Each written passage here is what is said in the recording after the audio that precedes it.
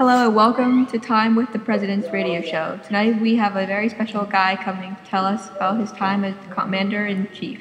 He was the second President of the United States and served only one term in office. It was the one and only John Adams. It is good to have you with us tonight, John. Glad to be here. So during your time as President, I was taught to believe that the French were proving to be a bit of a problem. Is that true? Yes, from the very beginning of my term, the French had been upset with Jay's Treaty, which had been written and signed during George Washington's time as president. France believed that it was the start of an alliance with Britain. To cool down the French's temper, I sent Charles Pinckney and a few others to go and see if they could come to an agreement with France. But that didn't work out so well, did it?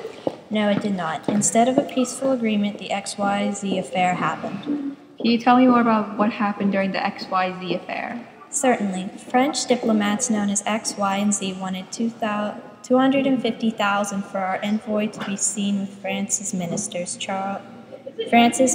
Charles Talleyrand. They wanted millions for defense, but not 1 cent for tribute. Many were very upset about this. Yes, they were. Some were even suggesting we go to war with France. Unthinkable. I know. Well, your presidency seems like it had some rough patches.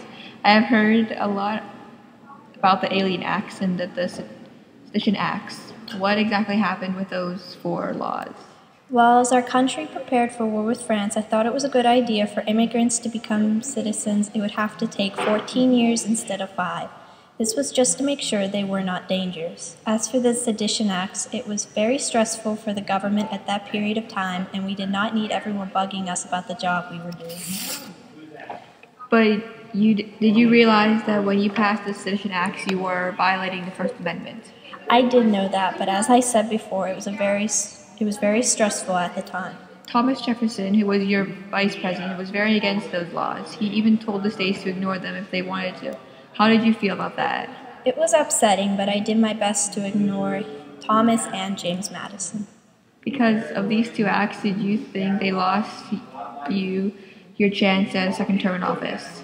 I think they did not help my chances, but I do not think they were the full reason. During my first term, I made many decisions that made me unpopular, but they were the best decisions for our country.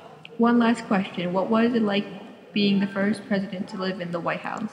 It felt very short. I only lived in it for a couple months. It was really Thomas Jefferson who really got to live there. Well, it seems we have run out of time. Thank you for your time, Mr. President.